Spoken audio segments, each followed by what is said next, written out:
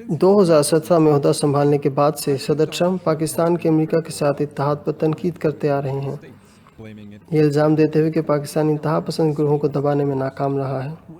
ہم پاکستان کی معاونت کر رہے ہیں، ہم انہیں $1.3 ارب دے رہے ہیں، ویسے مزید ہم نہیں دیں گے ان کو۔ میں نے اسے ختم کیا ہے کیونکہ وہ ہمارے لیے کچھ نہیں کر رہے، وہ ذرہ برابر بھی کچھ نہیں کر رہے ہمارے لیے۔ ٹرمپ کی سربراہی میں پینٹاگون نے پاکستان کو فوجی امداد کی مد میں اربوں ڈالر دینا بند کر دیے، اسلام آباد کو الزام دیتے ہوئے کہ وہ دہشت گردوں کی مدد کر رہا ہے جس کی پاکستان تردید کرتا ہے۔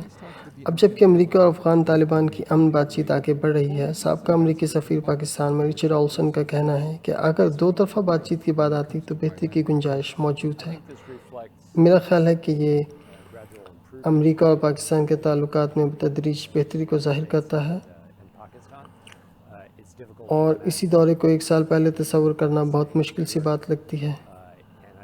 اور میرا خیال ہے جو تبدیل ہوا ہے وہ یہ کہ اب واشنگٹن اس بات کو سراہتا ہے کہ پاکستان افغانستان میں امن اور سیاسی مفاہمت میں بہت مددگار رہا ہے۔ اولسن کا یہ بھی خیال ہے کہ دونوں میں جو مشترکہ چیزیں ہیں اس سے یہ لیڈران ٹھوس شکل دے سکتے ہیں۔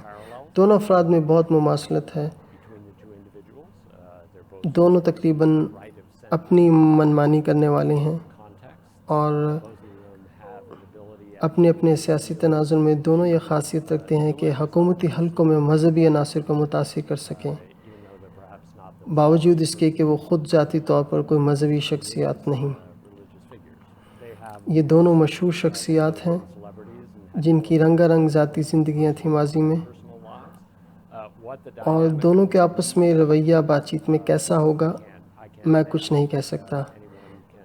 میرا نہیں خیال کوئی اس کی پیشن گوئی کر سکتا ہے۔ یہ وزیر اعظم بننے کے بعد عمران خان کا پہلا دورہ ہے امریکہ کی طرف، جس سے بہت سے امریکی نہاد پاکستانیوں کو امید ہے کہ کافی سالوں کے تناؤ کے بعد اب کوئی پیش رفت ہوگی۔